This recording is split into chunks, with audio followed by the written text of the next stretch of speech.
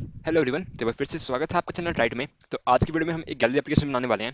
तो इस वीडियो का मोटिव सिर्फ गैलरी एप्लीकेशन को बनाना नहीं है, इस वीडियो का मोटिव है कंटेंट रिजॉल्वर का यूज समझना। अब कंटेंट रिजॉल्वर और कंटेंट प्रोवाइडर ये दो चीज़ें हैं जिनके बारे में एक इंट्रोडक्शन वीडियो पहले बना चुका हूँ। तो आई रिकमेंड कि आप उसके बाद जरूर देख लीजिएगा, क्योंकि काफी बेसिक जो है वही क्लियर करेगी। उसमें उसमें कोड नहीं है, बेसिकली वो इंट्रोडक्शन है समझाने के लिए कि कैसे काम करते हैं और क्या चीज़ें होती हैं। तो चलिए बिना किसी देरी के शुरू करते हैं। तो ये मेरा प्रोजेक्ट है कंटेंट रिजॉल्वर के नाम से। तो इसमें आज हम क्या करने वाले हैं, आज हम एक गैलरी एप्लीकेशन बनाएंगे जिसमें हम क्या करेंगे, हम अपने स्टोरेज से, एक्सटर्नल स्टोरेज से इमेजेस उठाएंगे जो स्टोर है हमारे वहाँ पे, उनको डिस्प्ले कराएंगे। ठीक है, तो चलिए बिना किसी देरी शुरू करते हैं। सबसे पहले काम आपको क्या करना होगा, आप जाएंगे अपने मैनिफेस्ट में। जैसे कि आपको पता है, अब हम अपने जो इमेजेस ले रहे हैं वो एक्सटर्नल स्टोरेज से ले रहे हैं, तो उसके लिए परमिशन रिक्वेस्ट करनी होगी यूजर से। तो यूज परमिशन एक्सटर्नल स्टोरेज, हमें खाली रीड परमिशन चाहिए क्योंकि कोई हम चेंजेस नहीं करने वाले, तो रीड परमिशन सफिशिएंट होगी हमारे लिए। तो हमने यहाँ से परमिशन ले लिया है। उसके बाद आपको क्या करना है, सबसे पहले आपको कंटेंट रिजोल्वर का आपको ये बताना, बेसिकली कंटेंट रिजोल्वर मैंने आपको पहले बताया इंट्रोडक्शन वीडियो में, ये 4 से 5 पैरामीटर रहता है। क्या क्या पैरामीटर रहता है वो बताता हूँ मैं। सबसे पहला पैरामीटर होता है स्ट्रिंग एरे, एक प्रोजेक्शन का एरे होता है सबसे पहला पैरामीटर। ठीक है, ये प्रोजेक्शन का एरे बेसिकली क्या होता है कि आपको कौन कौन से फील्ड्स चाहिए आपके रिजल्ट में। ठीक है, तो इस प्रोजेक्शन का एरे वो बताता है कि कौन कौन से फील्ड चाहिए आपको। दूसरा पैरामीटर होता है स्ट्रिंग सिलेक्शन, कि जिसके बार होता है कि आपको सारे रिजल्ट नहीं चाहिए, आपको सिर्फ पर्टिकुलर कुछ स्पेसिफिक रिजल्ट चाहिए। जैसे जो 24 तारीख के बाद बने आपको वो रिजल्ट चाहिए, या फिर जिनका साइज जैसे 3 KB से बड़ा खाली आपको वो रिजल्ट चाहिए। तो सिलेक्शन में आप एक कंडीशन लगा देते हैं कि भाई मेरा इस कंडीशन के अकॉर्डिंग रिजल्ट को फिल्टर किया जाए।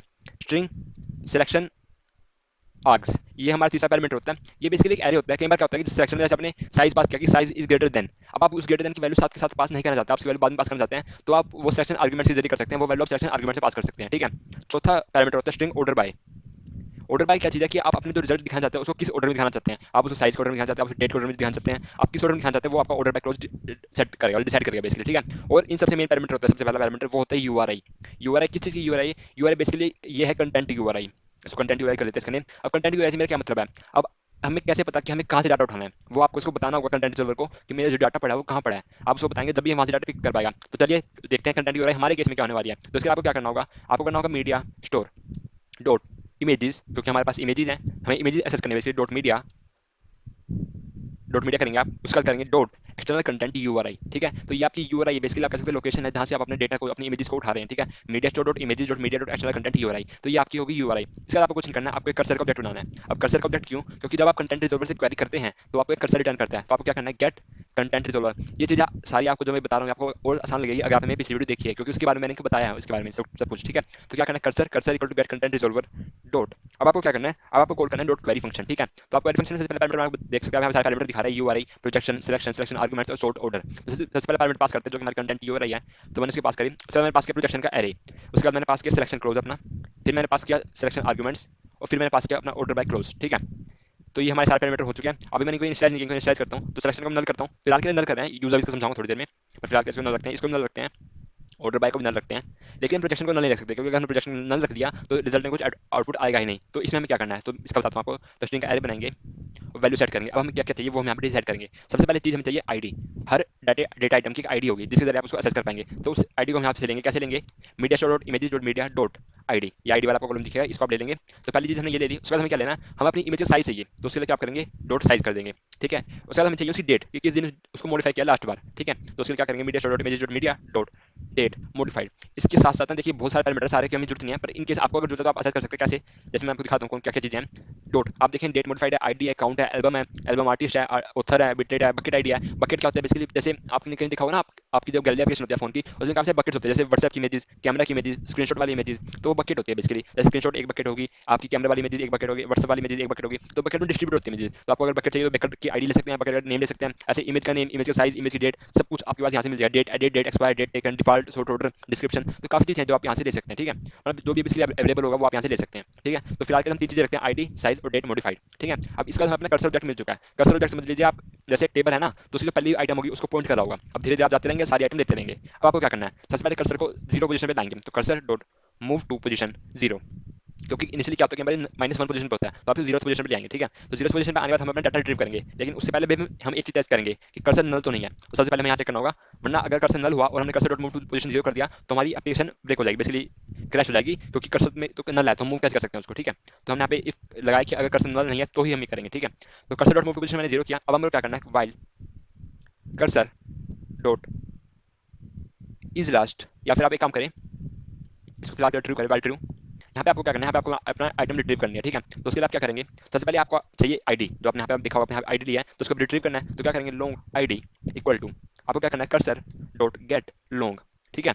अब कर्सर डॉट गेट लॉन्ग, अब इसको कैसे पता चलेगा कि हम आईडी मांग रहे हैं? तो यहाँ पे आपने तीन चीजें दिया, आईडी, साइज और डेट मॉडिफाइड। तो ये तीन चीजें ही इसके पास है, कर्सर के पास। हमें चाहिए आईडी, तो उसके लिए क्या करेंगे आप? Cursor dot gate column index और थ्रो, और यहाँ पे अपना आईडी वाला जो ये है इसको पास करेंगे, media store dot images dot media dot ID. Basically इसको मीडिया करते हैं, media store dot images dot media dot ID, ID. ठीक है। तो बेसिकली ये हुआ क्या, जो ये वाला मेथड है cursor dot gate column index और थ्रो, ये चेक करेगा कि आपकी टेबल में ये कॉलम है कि नहीं है। कौन सा कॉलम? ये आईडी वाला कॉलम। फिलहाल आपकी आईडी में आपकी टेबल में तीन कॉलम है, आईडी वाला, साइज वाला और डेट मॉडिफाइड, जो हमने प्रोजेक्शन में डिफाइन किया है। ये बेसिकली आपकी टेबल के कॉलम्स हैं। ठीक है। तो चेक करेगा कि आपकी टेबल में ये वाला कॉलम है या नहीं है। अगर है तो क्या करेगा, उसका इंडेक्स देगा। मान लीजिए कौन सी पहले नंबर का कॉलम है, दूसरे नंबर का कॉलम है, तीसरे नंबर का कॉलम है, ये आपको वो देगा। फिर उसका कर्सर डॉट गेट लॉन्ग क्या करेगा कि उस कॉलम में और इस कर्सर की पोजीशन वाली रो में जो आइटम है वो आपको रिटर्न करेगा। बेसिकली आपको इमेज की आईडी रिटर्न करेगा। ठीक है। अब हम इमेज को जो है उसकी आईडी से लोड नहीं कर सकते, उसके लिए हमें उसको पूरा पास चाहिए। तो पास हम जनरेट करेंगे कैसे? URI image URI, URI basically उसका पाथ ही है एकदम से यहाँ पे। तो इमेज यूआरआई से आपको क्या करना है? Content URI, content URI dot append with append ID. तो बेसिकली क्या करता है, ये एक यूआरआई के साथ आईडी को अपेंड कर देता है। अपेंड का मतलब एकदम से जोड़ देता है। ठीक है। तो आपको सबसे पहले पैरामीटर के पास करना है वही अपनी एक्सटर्नल कंटेंट यूआरआई। ठीक है। तो media store dot image dot media dot external content URI, और दूसरा पैरामीटर आपको पास करना अपनी आईडी जो भी आपने ली है। तो इससे आपको अपनी इमेज की यूआरआई मिलेगी। अब इनको हम कहीं स्टोर करा लेते हैं, तो उसके लिए हम एक एरे लिस्ट बनाएंगे। Array list, array list type क्या होगा? यूआरआई की हम एरे लिस्ट बनाएंगे और इसको नाम देंगे image URIs equal to new array list. ठीक है। और आप क्या करेंगे, इस यूआरआई को अपनी इस एरे लिस्ट में ऐड कर देंगे। तो image URIs dot add image URI, तो इस अपनी यूआरआई को मैंने अपनी इस एरे लिस्ट में ऐड कर दिया। तो इस तरीके से मैं ऐड करता रहूंगा। अब क्या करूंगा, अब मैं कर्सर को अगली पोजीशन में मूव करूंगा। तो cursor dot move to next. ठीक है। अब मैंने ये कर दिया। अब लेकिन ये कब करूंगा मैं? हर बार तो नहीं करूंगा ना, क्योंकि ऐसा होगा कि कर्सर मानो आपके पास 6 इमेजेस है, तो आपने पहली इमेज पे गए, दूसरी पे, तीसरी, चौथी, पांचवी, छठी पे। अब छठी वाले जब आप cursor dot move to next करेंगे तो वो नल रिटर्न करेगा, और उससे क्या होगा कि आपका एप्लीकेशन क्रैश हो जाएगी। ठीक है। तो उसके लिए आपको एक कंडीशन लगानी होगी यहाँ पे, क्या? If cursor dot is last, ये आपको क्या बताता है कि जो करंट आइटम है वो लास्ट आइटम है कि नहीं है। तो अगर लास्ट नहीं है तो ही मैं इसको मूव करूंगा, वरना मैं क्या करूंगा, इस लूप को ब्रेक कर दूंगा। ठीक है। तो इसमें जो लूप है वो ब्रेक हो जाएगा, जैसे वो लास्ट आइटम हमने रिट्रीव करी उसका हमारा लूप ब्रेक हो जाएगा। तो इससे हमारा क्या हो चुका है, हमें एक एरे लिस्ट ऑफ यूआरआई मिल चुके हैं, जो यूआरआई किस चीज़ की? हमारी इमेजेस की यूआरआई है। ठीक है। तो इसके बाद क्या करना, अब उन इमेजेस को, इसलिए इमेज जो हमने रिट्रीव किया है उनको डिस्प्ले कराना है। डिस्प्ले कराने के लिए हम क्या करेंगे, हम रिसाइकलर व्यू का यूज करेंगे। तो मैंने इसके लिए पहले रिसाइकलर बना के रखा है, उसमें कोई बड़ी बात नहीं, आपको रिसाइकलर व्यू लिखना है। हटा देता हूँ उसको ताकि आपको लगे नहीं कि मैंने पहले किया है। तो रिसाइकलर व्यू विड्थ रखते हैं मैच पेरेंट, हाइट रखते हैं मैच पेरेंट, और आईडी देते हैं इसको कुछ भी, आईडी में देता हूँ आरवी। बस इतना ही था ये। ठीक है। इसको क्लोज करेंगे। अब जाएंगे यहाँ पे, और यहाँ पे आपको क्या करना है, इस वाइल लूप के बाद यहाँ पे वाइल लूप खत्म होता है आपका, यहाँ पे आएंगे रिसाइकलर व्यू का ऑब्जेक्ट बनाएंगे। तो recycler view equal to find view by ID resource dot ID dot, हमने उसको आईडी दी थी आरवी, तो आरवी से उसको रेफरेंस देंगे। ठीक है। अब आपको क्या करना है, recycler view dot set layout manager new grid layout manager. अब मैं ज़्यादातर देखा होगा मैं लीनियर लेआउट का यूज़ करता हूँ, पर इसके में इमेजेस दिखा रहे हैं तो ग्रिड के केस में फॉर्म में अच्छी दिखते हैं इमेजेस बजाय लीनियर लेआउट के। ठीक है। तो हम ग्रिड लेआउट का मैनेजर यूज़ करेंगे। पैरामीटर पास करेंगे कंटेक्स्ट, और दूसरा पैरामीटर पास करेंगे span count. Span count basically number of रोज होगी, नंबर ऑफ इमेजेस आपकी एक लाइन में जो आएंगी वो आपकी करेगा। और यहाँ पे देखिएगा, आप कभी आप सोचते होंगे हम लिस्ट यूज क्यों नहीं करते। अब यहाँ पे हमने ये ग्रिड लेआउट कितनी आसानी से लगा दिया, हमने सीधा लेआउट मैनेजर में ग्रिड लेआउट मैनेजर पास किया और ग्रिड लेआउट आ जाएगा। जबकि यही काम अगर आपको लिस्ट व्यू में करना होता है ना तो बहुत मुश्किल होता है। तो ये बेनिफिट है रिसाइकलर व्यू को यूज करने का as compare to list view. ठीक है। तो आपने यहाँ पे लेआउट मैनेजर सेट कर दिया, आपको सेट करना है अडेप्टर। तो अडेप्टर में आपको कहूँगा मैंने पहले से डिजाइन करके रखा है। क्यों करके रखा है? क्योंकि मैं इसके बारे में बहुत बता चुका हूँ अडेप्टर के बारे में। अगर आपको नहीं पता अडेप्टर कैसे यूज करते हैं तो मेरी रिसाइकलर वाली वीडियो देख सकते हैं, उसका लिंक डिस्क्रिप्शन में डाल दूंगा मैं। काफी आसान है, मैं आपको बेसिकली मोटा मोटा बताता हूँ क्या मैंने इसके अंदर किया है। ठीक है। तो रिसाइकलर अडेप्टर के अंदर पहले मैंने अपना व्यू होल्डर क्लास बनाई। व्यू होल्डर के अंदर हमारे पास एक इमेज व्यू है, उसके लिए मैंने क्या किया वो बताता हूँ मैंने आपको। मैंने एक आइटम व्यू डॉट एक्सएमएल बनाई, इसके अंदर कुछ नहीं है, एक XML file layout resource file बनानी है आपको। उसके अंदर एक इमेज व्यू डालना है जिसकी विड्थ 100 पे हाइट 100 पे मैंने फिक्स किया। इसको आप चेंज कर सकते हैं अपनी मर्जी से। ठीक है। तो मैंने अपनी आइटम व्यू फाइल बनाई, फिर मैं जाता हूँ अडेप्टर फाइल में। तो यहाँ पे एक व्यू होल्डर क्लास है जो recycler view dot view holder का एक्सटेंड कर दिया, इसमें इमेज व्यू है, उसको मैंने रेफरेंस दी उस आईडी से। ठीक है। उसके बाद मैंने क्या किया, तीन मेथड होते हैं रिसाइकलर व्यू के, ऑन क्रिएट, ऑन बाइंड और गेट आइटम काउंट। तो उसके लिए हमारे पास एक एरे लिस्ट है डाटा की, जो कि उन यूआरआई की एरे लिस्ट होगी जो हमने बनाई है, तो वो इसमें पास करेंगे। तो ये एरे लिस्ट है। तो और यहाँ पे ये अडेप्टर है, रिसाइकलर व्यू अडेप्टर। तो इसमें मैं क्या कर रहा हूँ कि एरे लिस्ट ऑफ डाटा ले रहा हूँ और इसको पास कर रहा हूँ। ठीक है।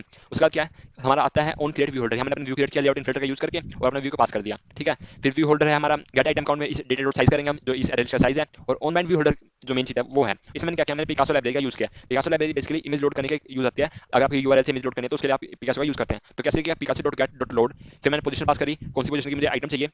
बेसिकली यहाँ पे हम इसको लोड मेथड में यूआई पास करनी होती है। तो हमारी यूआई की एरे से मैंने यूआरएल ली, कौन सी पोजीशन पे है, फिर मैं इसको रीसाइज किया। अब मैंने इसको रीसाइज क्यों किया, मैं इसको रीसाइज किया क्योंकि अगर मैं इसको रीसाइज नहीं करता तो इमेज लोड होने में काफी टाइम लगता। तो मैं इसको रीसाइज करके थोड़ा छोटा किया, 40 400 में विड्थ हाइट रखी, फिर सेंटर क्रॉप किया मैंने इसको और इसको लोड कर दिया अपने इमेज व्यू में, होल्डर डॉट इमेज व्यू में। तो ये सब चीजें अगर आपको नहीं भी आती है ना तो आप मेरी दो वीडियो देख सकते हैं, एक रिसाइकलर व्यू वाली, उस आपको रिसाइकलर व्यू बिल्कुल अच्छी तरह क्लियर हो जाएगा, कभी भी दिक्कत नहीं आएगी आगे। और दूसरी पिकासो वाली, पिकासो लाइब्रेरी बहुत जगह यूज होने वाली है, तो आपको काफी बेनिफिट रहेगी उस वीडियो देखने का। ठीक है। तो ये मैंने कुछ नहीं किया, ये छोटा सा काम था। अब आपको क्या करना है, यहाँ पे अडेप्टर बनाना है। तो अडेप्टर जिसका नाम है RV adapter, adapter equal to new RV adapter और पास करनी है अपनी अरे लिस्ट जो हमने बनाई थी यहाँ पे। कौन सी है वो अरे लिस्ट हमारी, क्या नाम उसका नाम है इमेज की लिस्ट, ठीक है। ये मैं इसको पास कर दी और अब मैं क्या करूँगा section V dot set adapter, इस अडेप्टर को सेट करा दूंगा। तो ये हमारा काम हो चुका है, ठीक है। अब जल्दी से एप्लीकेशन रन करते हैं, चेक करते हैं कि हमारी इमेज डिस्प्ले हो रही है नहीं हो रही। तो आप देख सकते हैं कि मेरी एप्लीकेशन इंस्टॉल हो चुकी है और एप्लीकेशन इंस्टॉल होते 6 इमेजेस में डिस्प्ले कर रहा है, क्योंकि मेरे इस एमुलेट में 6 इमेजेस पड़ी है, इसे 6 ही डिस्प्ले कर रहा है। अगर ज़्यादा इमेजेस होंगे ज़्यादा इमेज डिस्प्ले करेगा। और देख सकते हैं कितने बढ़िया तरीके से हमारी ग्रिड की फॉर्म में इमेजेस दिखा रहा है। बेसिकली ग्रिड इसी को कहते हैं कि हमने यहाँ पे देख सकते हैं, आप स्पेन काउंट 3 किया तो एक रो में 3 इमेजेस आ रही हैं और फिर हमारे टोटल 6 इमेजेस 3 और 3 करके आ चुके हैं, ठीक है। तो इस तरीके से हम कंटेंट रिजॉल्वर का यूज़ करके अपने डाटा को, बेसिकली जो कंटेंट प्रोवाइडर हमें डाटा दे रहा है उसको असेस कर सकते हैं और इसी तरीके से अपने गैलरी पेज बना सकते हैं। अभी और चीज़ हमें क्या देखने इसके अंदर, ये जो थे हमारे ऑर्डर बाय सिलेक्शन आर्गुमेंट और सिलेक्शन। अब ऑर्डर बाय का मतलब क्या है कि आपकी जो इमेजेस है वो किस ऑर्डर में अरेंज होने वाली है। अब ये कोई डिफॉल्ट ऑर्डर में अरेंज होगी। अब मैं चाहता हूँ, कि ये साइज के ऑर्डर में अरेंज हो, ठीक है। तो उसके लिए मैं क्या करूंगा, देख सकते हैं आप यहाँ पे मैं क्या करूंगा, media store, media store dot image dot media dot size. Basically ये सब ना सीक्वल लाइट क्वेरी की तरह है, जैसे हम सीक्वल लाइट डाटाबेस में काम करते हैं ना, काफी हद तक उसी तरीके, काफी हद तक मतलब 90% उसी की तरीके से, ठीक है। तो हमें क्या करना है, हम चाहते हैं कि साइज के अकॉर्डिंग हमारा जो डाटा है वो ऑर्डर हो जाए। तो मैंने क्या किया, ऑर्डर बाय में अपने साइज को पास कर दिया और अभी आप देख सकते हैं अब इसका ऑर्डर क्या है, इमेज देख सकते हैं अब इस तरीके से रेंज है। अब मैं इसको अपडेट करता हूँ तो आप देखेंगे इनका ऑर्डर अगर साइज के अकॉर्डिंग नहीं होगा पहले से ये, तो चेंज हो जाएगा ऑर्डर इसका। तो अभी आप देख सकते हैं कि जैसे एप्लीकेशन इंस्टॉल हुई इनका इमेज का ऑर्डर चेंज हो गया, क्योंकि अब ये साइज के अकॉर्डिंग सॉर्टेड है। और मैं क्या करता हूँ, इस साइज की जगह इसको मैं डेट के अकॉर्डिंग सॉर्ट कर देता हूँ, डेट मॉडिफाइड, ठीक है।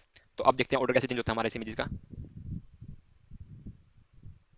तो अब आप देखते हैं दोबारा से ऑर्डर चेंज हुआ इसका, जैसे पहले ये वाली इमेज यहाँ पे थी तो अभी इनका ऑर्डर चेंज हो गया। क्यों हुआ, क्योंकि मैं इसको डेट के अकॉर्डिंग मॉडिफाई ऑर्डर किया, बेसिकली इसको सॉर्ट किया बेसिकली। तो आपने देखा कई बार आपके पास ऊपर कॉर्नर में सॉर्ट का ऑप्शन आता है, तो इस चीज़ का यूज करता है कि कैसे आपको सॉर्ट करना है। अब मैंने आपको डेट के हिसाब से सॉर्ट करा, आप साइज के हिसाब से सॉर्ट कर सकते हैं और भी काफी चीजें जिनका अकॉर्डिंग आप इसको सॉर्ट कर सकते हैं। अब दूसरी चीज आती है सिलेक्शन वाला, हमारे जो स्ट्रिंग है ये क्या चीज आती है।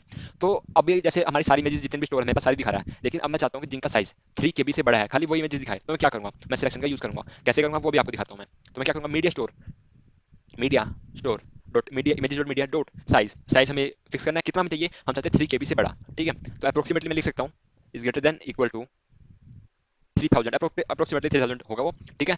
अभी देख सकते हैं हमारे पास कितनी इमेजेस है, 6 इमेजेस है। अब मैं इसको करता हूँ अपडेट एप्लीकेशन को और फिर देखते हैं कि हमारे कितने रिजल्ट हमें दिखाएगा ये। तो अभी आप देख सकते हैं खाली 2 इमेजेस दिखा रहा है, मतलब वो बाकी इमेजेस जो थी उनका साइज जो था वो 3 KB से या फिर कह सकते 3000। अगर आपका साइज 3 KB है तो 3000 लिखिए, ठीक है। 4 KB है तो 4000 लिखिए, ठीक है। लगभग मतलब ये 1000 किसमें दिखाता है, ठीक है। तो बाइट्स कह सकते हैं आप या फिर की बाइट्स दिखाता है, नंबर ऑफ बाइट्स के अकॉर्डिंग साइज कंपेयर करता है, ठीक है। ठीक है, तो हमारी अभी 2 इमेजेस दिखा रही है क्योंकि खाली यही है जिनका साइज 3 KB से बड़ा है। अगर मैं इसको 4000 कर देता हूँ फिर देखते हैं, अब यहाँ पे हम देखते हैं कितने इमेज दिखाएगा हमें। तो अब सिर्फ एक इमेज दिखा रहा है क्योंकि खाली यही इमेज है जिसका साइज जो है 4000 से बड़ा है। और अगर आपको यकीन नहीं हो रहा तो मैं आपको अपनी गैलरी एप्लीकेशन दिखाता हूँ साइज कितना कितना है। तो ये है हमारी फाइल मैनेजर, चलते हैं अपनी एप्लीकेशन फाइल मैनेजर में। फाइल्स यहाँ पे है, तो मैं जाता हूँ इमेजेस में। तो इमेजेस आप देखते हैं यहाँ पे 6 इमेजेस है और इनका साइज अगर आपको दिख रहा होगा तो पहली इमेज का साइज 3 KB है, दूसरी का 2.57, तीसरी का 3.2.8, 2.54, फिर 5.18 और 2.14। मतलब खाली 3 KB से बड़ी 2 ही इमेजेस है। ये शायद मैंने कुछ क्लिक कर दिया, वेट, हाँ। तो अभी आप देखते हैं यहाँ पे 3 KB से बड़ी 2 इमेजेस है, ये पहले वाली और ये फिफ्थ वाली, ठीक है। तो आपने देखा जब मैं इसको साइज 3 KB किया था तो 2 इमेजेस दिखाई थी हमें। दोबारा से दिखा सकता हूँ आपको, यहाँ पे इसको कर देता हूँ 3000। तो अब अभी आप देखेंगे कि ये हमारी डिफॉल्ट फाइल मैनेजर है, तो वहाँ पे हमें खाली फर्स्ट और फिफ्थ वाली इमेज दिखानी चाहिए उसको, अगर वो सही है हमारी एप्लीकेशन। तो खोलते हैं एप्लीकेशन को, तो अभी आप देख सकते हैं खाली फर्स्ट और फिफ्थ वाली इमेज जो यहाँ पे थी, फर्स्ट और फिफ्थ थी, वो ही इमेज हमें यहाँ पे दिखा रहा है, आप देख सकते हैं, ठीक है। और अगर फोर्थ, मैं अगर तो 4 KB करूंगा तो खाली ये वाली इमेज है हमें ये दिखाएगा, क्योंकि इसी का साइज जो है वो 4 KB से बड़ा है, क्योंकि साइज 5 KB है तो हमसे बात है 4 KB से बड़ा है। अपडेट करता हूँ तो आप देखेंगे खाली ये जो ये वाली इमेज है यही हमें वहाँ पे दिखाएगा। अपडेट होने का वेट करते हैं, देख सकते हैं आप हमारा जो अपडेट हो चुका है एप्लीकेशन और सिर्फ एक रिजल्ट हमें दिखा रहा है, एक इमेज दिखा रहा है जिसका साइज 4 KB से बड़ा है। तो इस तरीके से आप इस सिलेक्शन वाली क्लोज का आर्गुमेंट का कैसे यूज करते हैं।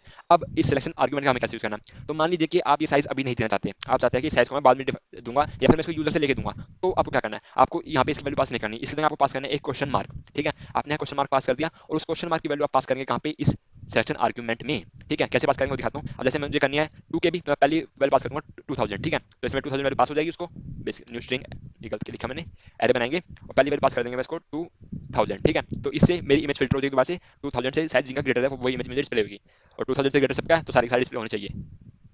तो 6 की 6 इमेज मेरे पास आ गई। अब मैं मान लीजिए इसको बाद में चेंज कर सकता हूँ, मैं इसको कर सकता हूँ 3000। अब इसको 3000 करने देते हैं और देखते हैं, तो आप देख सकते हैं 2 इमेज मेरे पास आ गई। तो इस तरीके से अगर आप मतलब हार्ड कोडिंग नहीं करना चाहते, अपनी इस वैल्यू को हार्ड कोडिंग नहीं करना चाहते, आपको बाद में पास करना चाहते हैं, तो आप सिलेक्शन आर्गुमेंट का यूज कर सकते हैं, ठीक है। और ऑर्डर बाई में भी एक चीज मैं आपको बताना भूल गया, जैसे कि आपको ये जो डिफॉल्ट ऑर्डर करता है, सॉर्ट करता है, वो होता है बेसिकली असेंडिंग ऑर्डर। अब आप अगर आपको डिसेंडिंग ऑर्डर में सॉर्ट करना है तो क्या करेंगे आप, कुछ नहीं करना, बड़ा आसान है, सीक्वल क्वेरी होती ही आसान है यार। तो डी या सी पास कर देंगे इसमें, तो अब डिसेंडिंग ऑर्डर में सॉर्ट हो जाएंगे। जैसे अभी आप देखना है इसका ऑर्डर कैसे चेंज होता है। देख सकते हैं जो दूसरी वाली में जो आगे आगे, पहली वाली में दूसरे पीछे चली गई, क्योंकि अब पहले असेंडिंग ऑर्डर में थी, अब डिसेंडिंग ऑर्डर में हो चुका है ये। तो आई होप कि आपको सब कुछ समझ में आया होगा। हमने क्या क्या बात करी, हमने कंटेंट रिजॉल्वर के बारे में बात करी, कैसे हम उससे इमेज रिट्रीव करते हैं, और ये जो तीनों जो हमारे पास पैरामीटर है, सिलेक्शन, सिलेक्शन आर्गुमेंट और ऑर्डर बाय, कैसे इनका यूज करना है हमें, और बाकी सब कुछ हमने रिसाइकल के बारे में पहले से जानते थे, तो उसके ऊपर हमने ज़्यादा ध्यान नहीं दिया। तो फिलहाल आई होप कि आपको सब कुछ समझ में आ गया होगा। फिर भी अगर कोई डाउट है तो कमेंट सेक्शन में है, आप वहां से मुझसे पूछ सकते हैं कोई doubt, I try to clear it. ठीक है, तो मिलते हैं अपने अगली वीडियो में। वीडियो पसंद आई तो वीडियो को लाइक कमेंट शेयर करना ना भूलेगा। आज के लिए इतना ही, धन्यवाद, आपका दिन शुभ हो।